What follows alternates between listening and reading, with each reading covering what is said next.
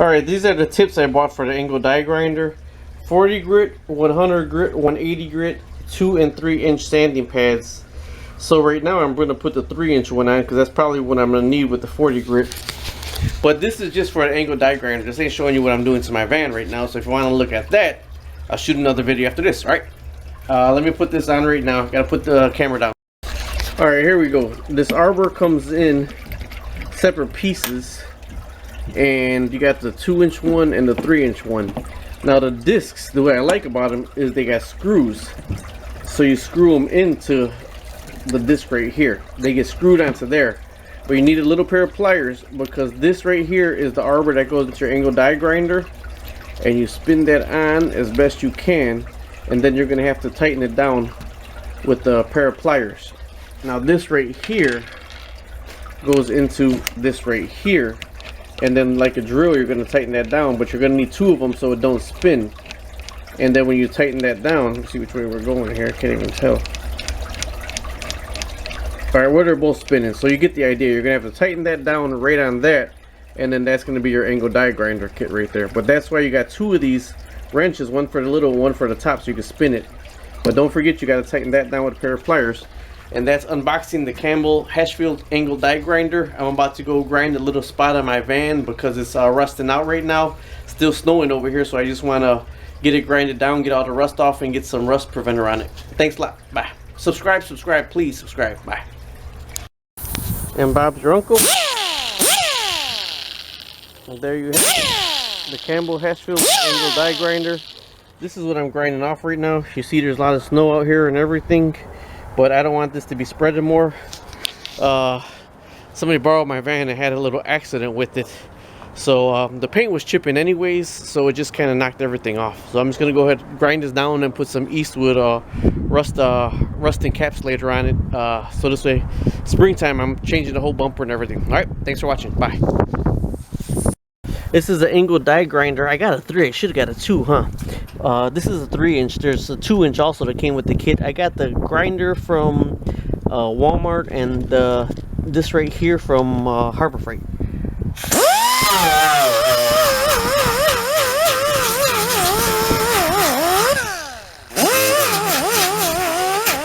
You see down here where a bumper hit it? I told you it's going to flake off, so I'm going to actually have to get some sandpaper and get in there.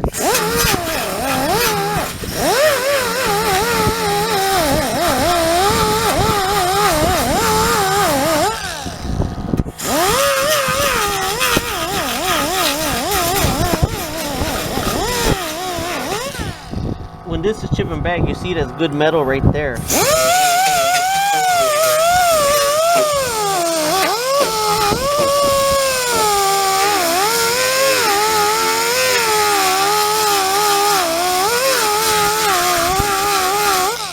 And as you can see, it's starting to pit really bad right there, right? That's why I want to stop.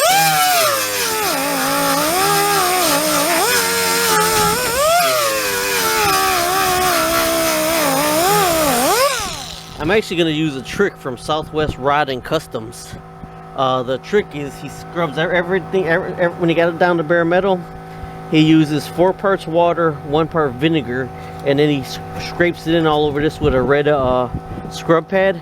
And then he goes ahead and lets it sit for 15 minutes, washes it out with water, and it kills the rust. So I'm going to do that before I put the rust preventer on it. I'm going to shut the camera off, and then I'm going to go ahead and finish grinding this down. I'll let you know when I get to that part. Did my one cardinal sin. I did not degrease before I sanded it. When you don't degrease before you sand it, the wax actually can get into the metal and give you fish eyes. So hopefully when I clean it with the vinegar really good, it'll prevent all that. Down to bare metal now, right there. And this is just gonna hold me through till I figure out if I'm gonna get another fender or if I'm just gonna take this one off and redo this one really good.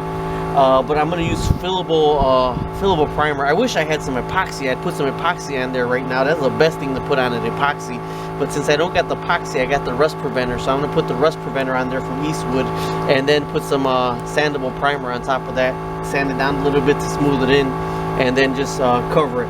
I'm not going to sand the whole thing to gloss the whole thing. I'm just going to kind of blend it in around.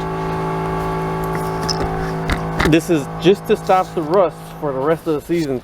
Get me two till springtime or summertime when I have time to work on it.